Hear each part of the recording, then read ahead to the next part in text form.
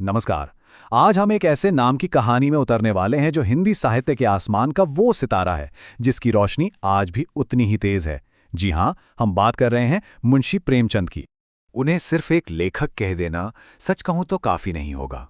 प्रेमचंद तो वो थे जिन्होंने भारत की असली आत्मा को कागज पर उतार दिया।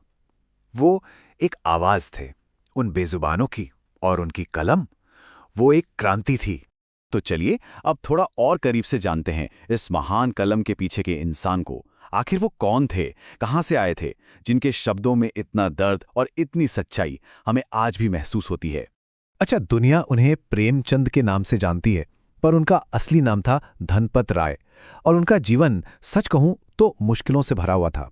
और शायद यही वजह है कि आम इंसान के संघर्ष को वो इतनी गहराई से समझ पाए और फिर उसे अपने लेखन में उतार पाए। तो देखिए, उनकी कहानी शुरू होती है 1880 में, बनारस के पास एक छोटे से गांव लम्ही से। फिर 1900 के दशक में उन्होंने शिक्षा विभाग में एक सरकारी नौकरी भी की, एक सिक्योर जॉब।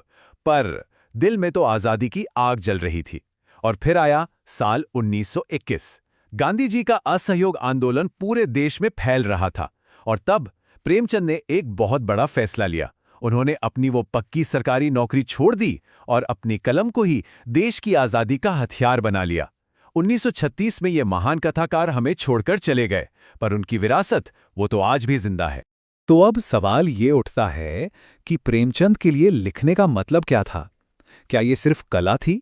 नहीं, उनके लिए साहित्य समाज का आईना था। एक ऐसा आईना जिसमें समाज की हर अच्छी बुरी सच्चाई साफ साफ नजर आए।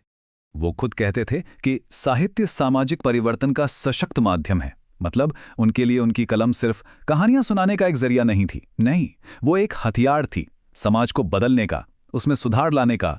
तो इस आईने में वो दिखाते क्या थे? उन्होंने अपने आसपास की हर उस सच्चाई को कागज पर उकेरा जिसे शायद लोग देखना नहीं चाहते थे। किसानों और मजदूरों की वो दयनीय हालत, समाज के सबसे निचले तबके, शोषितों का दर्द, औरतों की बेबसी और उनकी दुर्दशा, और हाँ, उस दौर की सबसे बड़ी आग यानी आज़ादी का आंदोलन, यही सब तो उनकी कहानियों की जान थे। और उनका काम, अरे वो तो एक पूरा समंदर है। गोदान, गबन, कर्मभूमि जैसे न जाने कितने ही उपन्यास जो आज भी क्लासिक माने जाते हैं। और कहानियाँ, 300 से भी ज्यादा कहानियाँ जो मानसरोवर के 8 वॉल्यूम में हमें मिलती हैं। और बात यहीं खत्म नहीं होती, उन्होंने हंस, जागरण और माधुरी जैसी बड़ी बड़ी पत्रिकाओं को एडिट भी किया ताकि अच्छी सोच, अच्छा साहित्य घर घर तक पहुंचे। चलिए अब एक काम करते हैं, एक उदाहरण से समझते हैं कि कैसे वो इतनी बड़ी बड़ी बातें इतनी आसानी से अपनी कहानियों में कहे जाते थे। एक कहानी जिसमें छिपा था एक बहुत बड़ा संदेश। बात करते हैं उनकी एक बहुत ही मशहूर कहानी की, दो बैलों की कथा। नाम सुनकर लगता है बच्चों की कहानी होगी, है ना? कितनी सीधी सादी कहानी, पर रुकिए, इसके पीछे जो संदेश है वो बहुत बहुत ही गहरा है।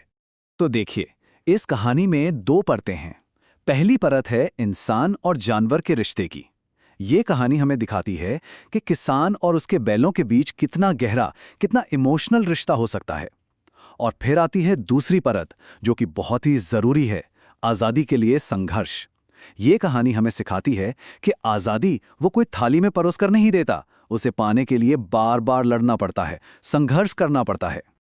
और यही तो कमाल था प्रेमचंद की कलम का। उन्होंने दो बैलों की कहानी के पर्दे के पीछे से, मतलब इनडायरेक्ट तरीके से, उसे सीधे सीधे देश के स्वतंत्रता आंदोलन से जोड़ दिया। क्या खूबसूरत तरीका था अपनी बात कहने का, बिना सीधे तौर पर कुछ कहे। तो अब सवाल ये उठता है कि प्रेमचंद की विरासत आज भी इतनी जिंदा क्यों है? ऐसा क्या है उनकी लेखनी में कि इतने साल गुजर जाने के बाद भी उनकी बातें आज भी उतनी ही सच्ची और जरूरी लगती हैं? इसका जवाब उनकी कलम की ताकत में छिपा है। सबसे पहली बात, उनकी भाषा इतनी सरल, इतनी सजीव और मुहावरों से भरी हुई कि सीधी दिल में उतर जाए। फिर उनका स्टाइल एकदम सीधा और सटीक, कम शब्दों में बड़ी से बड़ी बात कह देना। इसी वजह से क्या हुआ कि जो बड़े बड़े मुश्किल विचार थे वो भी आम आदमी की समझ में आने लगे। और सबसे अनोखी बात, उन्होंने सिर्फ इंसानों को ही नहीं, जानवरों तक को अपनी कहानियों में आवाज दी। तो अगर एक लाइन में कहें तो प्रेमचंद में हिंदी साहित्य का चेहरा ही बदल दिया। उन्होंने अपने आसपास की दुनिया को, गांव को, शहर को अपना कैनवस बनाया। और उस कैनवस पर उन्होंने एक बेहतर समाज के लिए अपनी कलम से एक लंबी लड़ाई लड़ी।